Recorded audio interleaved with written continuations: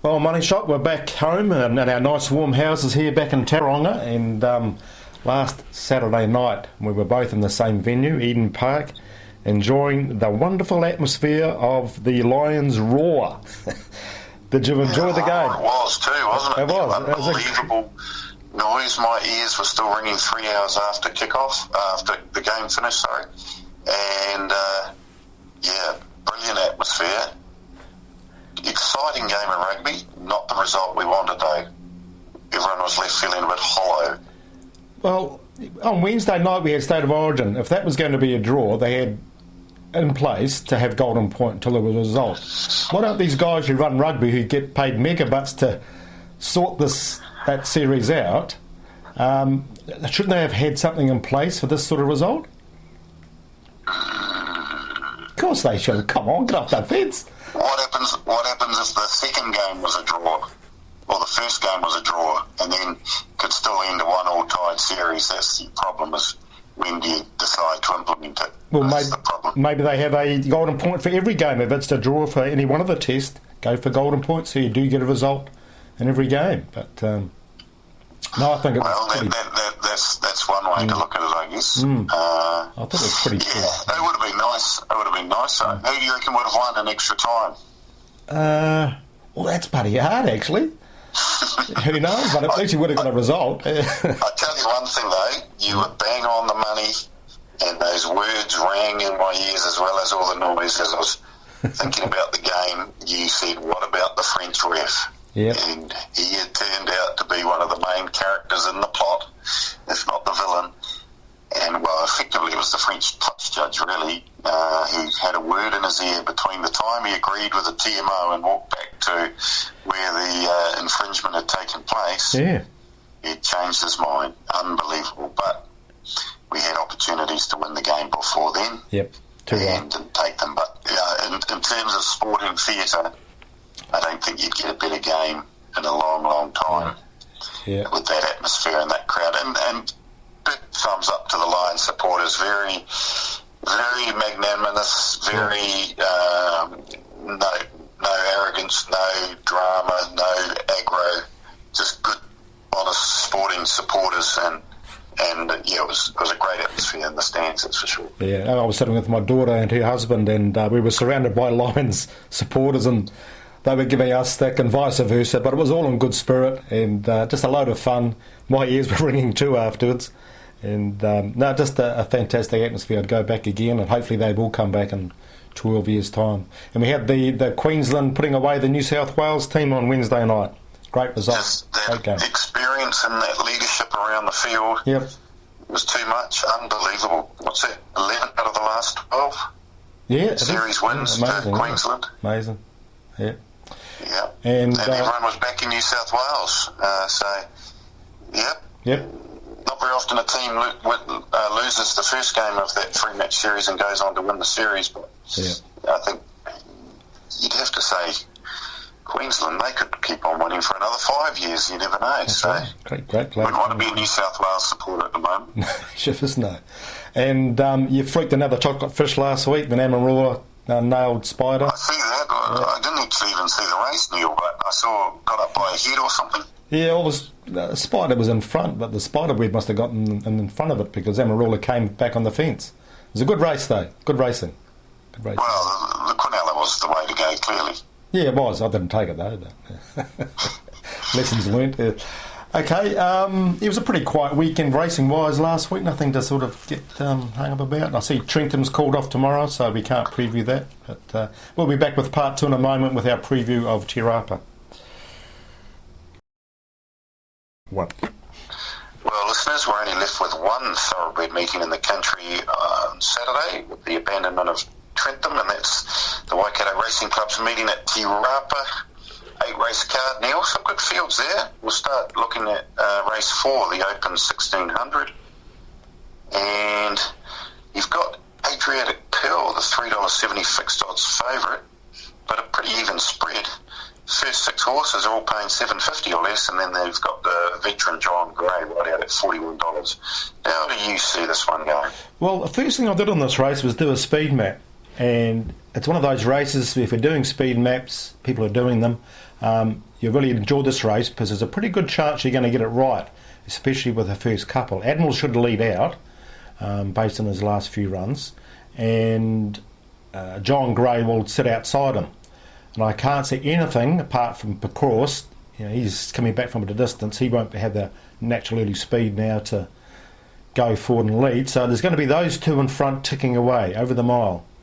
And I just really feel that Admiral and John Gray, not so much John Gray, but Admiral's going to get his own way in front. Sam Spratt is a positive riding change on the front runner.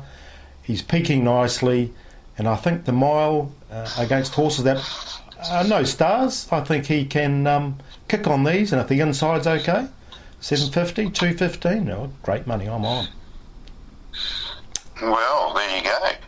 He's well weighted with the way the weights are spread. He's a rating 84, and he's carrying the same weight as horses who are rating 80, 79, and 78. So good point. He gets in well there. All right. I think you might have swayed me. He hasn't done anything on the course though. That'd be one question mark, but. Go on then. I'll follow you in. You'd think Pecoris will be just having a tune-up for next week's Tamarunui Cup, so you wouldn't be going too silly on him.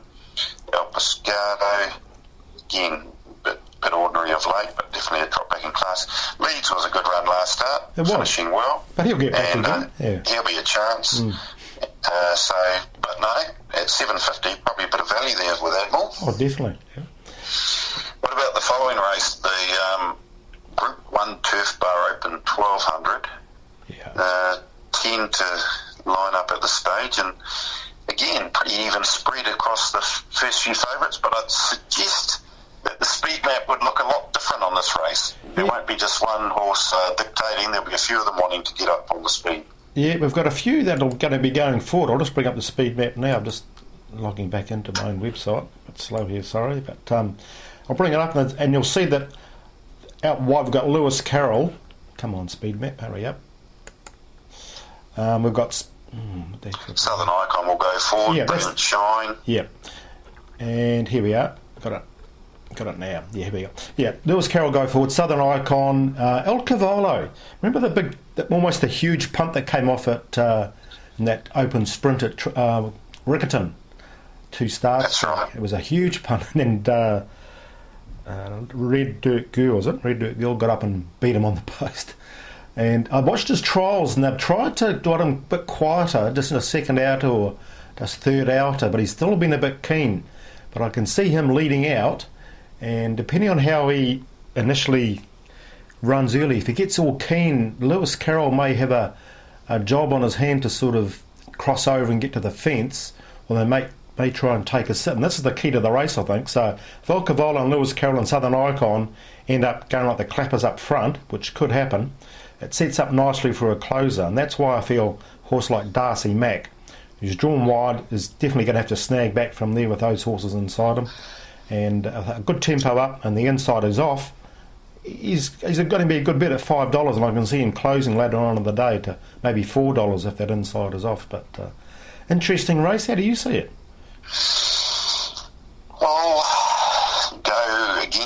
I'll go with a horse that previously were both potted. Lewis Carroll, I think this is his race. Tirappa's his track. As long as it doesn't get worse than a sort of slow 8, slow 9 at the worst, that's sort of his track conditions. And I think he'll be putting his hoof right back in the till on Saturday, Neil. Lewis Carroll, I think, is the way to go. Surely the stablemate won't cut its throat. I think they'll probably get Southern Icon go to the front, and he'll sit outside Southern Icon, and he hasn't really come back to the form he was showing 12 months ago. Yeah. Even 2 years ago when he was almost favourite for the it was last year actually, when he was nearly favourite for the McPhee in early markets. But no, we'll stick with Lewis Carroll, and I'm happy to take you on for a chocolate fish if you like. Yeah, I'll definitely be on there. I think it sets up nicely for a close, and I think Darcy, owned by a wonderful chap, and young Noel. And, Noel? Yeah. I thought you were talking about Ron. Ron. Is it Ron owns it? No. They're both there. But I know you're talking about a wonderful chap. They're both wonderful chaps. Good friend Noel Stanley, Vice President, Taranaki Thoroughbred Racing. His brother Ron, the judge. Alan Sharrock and the McCallums are in the ownership. Yeah, and they'll be giving us all the... He's a handy horse. He is. Yeah. They'll be keen to line him up again next week in the Opanaki Cup. There'll be one race I'm sure the Stanley brothers would love to win. Yeah. So should be, if he puts his hand up tomorrow, he'll be very hard to beat, you'd think, in that race as well. I guess we should touch on race 6 as well. Yep. The Boys Get Paid Battlers 2100. Bit of a prestigious race, this, with those that know who the Boys Get Paid are. It's a Facebook page where people give out tips, etc. And they're sponsoring a race. They're providing cups and rugs and the whole works. And Francis Drake, 350 favourite, surprising, Neil, carrying 62.5 and no claim. That's what I was surprised at too. He could have claimed, but Roger thinks he must be good enough to have Parks on at that full weight, and he's going to get every chance, isn't he? Going to be a nice tempo in front with Windy Height, and who was the other one going forward? Jochen Rindt going forward, so he's going to get every chance. And geez, the way he's been winning, you wouldn't count him out, would you? But, no, you wouldn't. I guess there's another horse in there that might be half a chance. Number 6. Yeah, our favourite horse, BT Junior. Wasn't so favourite at Tauranga, but he's well. He's still thriving. Trainer's happy. Sure. So I guess there has to be some sort of chance. Yeah. Well, we've got the top, Jonathan Riddell, top rider. And doesn't very often get down to 56.5. That's right. Maybe that's a sign. Yeah. And he'll definitely run a race, but good each way money. Yeah, good even field. Yeah.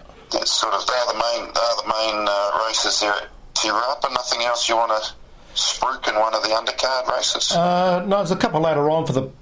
If they do have a pick 6 tomorrow, they may actually have it on the last 6 races at Te Rapa tomorrow. Hopefully, with that terminating pick 6, with Trentham being off now. So, I rang the help desk. No word yet about what's happening there, but. No, I haven't done all the form for those earlier races. I've done the last 2 races. The couple there I like, but are pretty open. Save those for the paying subscribers. Yeah, and I'll be doing the Aussie form this afternoon too, so it'll be all up on the website by 5 p.m. Okay, and we're back with part 3 with your words of wisdom on 1 or 2 decent sports bets, hopefully. 1. Okay, listeners, now when I was teaching, I used to say to the children, now listen very carefully, children, you need to listen very, very carefully to get all the information here. And this is a case, listeners, where you have to listen very carefully because the Money Shot has a very interesting bet for this weekend. Fire away, Money Shot. Well, it's the last round of Super Rugby, the round robin scenario, and so certain teams have got a lot to play for, and then certain teams have got little to play for, and certain teams might have a lot or little to play for depending on the results of the previous games. So we'll start. The Chiefs are playing the Brumbies tomorrow night at Hamilton at 5:30 kickoff. Right. And I know the Chiefs are $1.07 or something head-to-head, but they're just certainties to win because the Brumbies are effectively saying we've got absolutely nothing to play for. Yep. So we're sending over a B-strength side, so they'll get pummeled. The Chiefs have something to play for because if they can win and get a bonus pool, they have the potential to finish second in the New Zealand Conference and avoid a trip to South Africa. So you'd think the Chiefs maybe just go on the safe side, 13 and over. Yep. $1.30. That's a gimme for your multis. Then the next game is the big one, obviously the Hurricanes and the Crusaders. Right. Both teams have a lot to play for. Hurricanes to cement second. We assume that the Chiefs have already won their game, so they'll be going all out, and they've named a very strong side. Crusaders obviously have named not quite their best side. They've rested a few front rowers, and that was where they had the major dominance over the Hurricanes in the first episode of this contest earlier in the season. Yeah, good point. So if you think the Crusaders can still win, I think they're paying about, what are they paying now, $2.15, I think. $2.35. $2.35 they're up to. Yeah. So if you think the Crusaders can win, well then they've wrapped up top spot in the in the ladder. So that means the game in the middle of the night in South Africa, the Lions will rest all their players against the Sharks. So if you want to just be safe, take the Sharks with the point start. I think it's 5.5 point start, $1.85. So you're getting about $4.20 about the Crusaders winning. So Crusaders head-to-head and the Sharks plus 5.5. Or if you think the Hurricanes can win that game, you'd back them, and then you'd be backing the Lions to probably cover that point start, because they'll be going all out to win that game to get top spot. So you could take two multis, Chiefs 13 and over, Crusaders head-to-head into Sharks plus 5.5, and you could take another one, Chiefs 13 and over, Hurricanes to win, Lions minus 5.5, and I'd say one of those two will salute and you'll return a tidy profit. Does that make sense to the teacher? It does. I'll have to play it back 2 or 3 times on the YouTube channel, but no, it makes total sense to me, and I like your logic. So, but the Hurricanes... It's one of the rare times where the TAB will let you effectively have a multi with related outcomes. Yeah, they are, definitely. So the Hurricanes, you think, they do look the winners? I think the Hurricanes will win. I think they've learnt their lesson as to not to play razzle-dazzle football all the time in blustery conditions, and they'll play a bit more of a percentage game. And I still think they can win the comp, Neil. I'm sticking with them to go all the way in the comp. Yeah, no, I'm with you too. They've gone through the All Black phase relatively unscathed with injuries. Yeah. And now that they're basically back at full strength, okay, Dane Cole's probably be back next week. That'll be a pretty formidable lineup when they play their quarterfinal. And I think the Crusaders, they're banking on the New Zealand team going over to South Africa and beating the Lions in the semi, and so they'll still maintain that home ground advantage for the final. Yeah. I think that's their thinking. So I think mentally the Hurricanes probably more up for this game than the Crusaders, but should be a great game at the Cape Town on Saturday night. Be interesting to also see how Geordie Barrett plays, a bit like a Kiwi horse going to Australia then coming back here. They always seem to be go to the next level, don't they? So Geordie Barrett, will he play fullback? I don't like to play my own trumpet, Neil, but I did tell a good friend of yours and mine, September, maybe August, September last year. Yeah. I said Geordie Barrett will be better than Beauden Barrett by the end of his career. He'll be regarded as a better player. So he started on the right foot, still got a way to go. But certainly has. He was a pretty impressive run-on debut for the All Blacks on Saturday night, pretty composed. Yep. And with his superior goal-kicking skills. That's right. I think you'll see interesting. Obviously, Ben Smith's still the number one, but will they try and find somewhere for Geordie to fit in the team? But I think he's definitely a player that you can lock in now for the 2019 Rugby World Cup. Yep. No, it looks the goods are right. Okay. Yeah, good breeding. How many people got the question right last week? I forgot to ask you. How many Barretts were there? 8? 8, yeah, quite a few, about 8 or 9, I think, but 2 or 3 got them wrong. Had 7. Oh, yeah. Actually, okay. Well, something I was thinking about too, just quickly.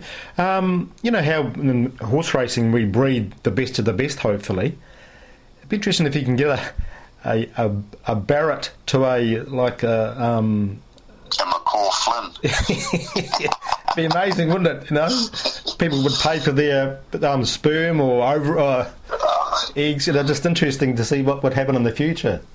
You know, the Russians probably do it already. It's an interesting study. I mean, clearly there's some physical attributes, but definitely the environment. How much has the Barrett's environment of the backyard and having a lot of brothers to play with and kick a ball around? How much has that helped, as opposed to the pure physical side of it, and the specimen that they all are pretty much? So I don't know.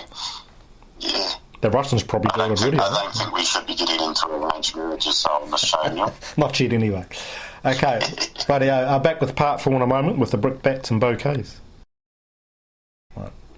Okay, back with part 4 with our brickbats and bouquets. We have no flowers to give out today, no bouquets, but Money Shot, you have an interesting brickbat to swap with. I do. I've been thinking about this one. A lot of people won't be aware there's been an amendment to the rules of racing as documented in the Thoroughbred Racing Monthly magazine that's just been published, page 34, if you do have access to that. Yeah. Talking about the betting and laying by riders' agents. So, in a nutshell, what the new rule says is any rider agent, or jockey manager as we prefer to call them, cannot have a bet in a thoroughbred race in New Zealand where one of their jockeys is riding unless they are backing their own jockeys to win.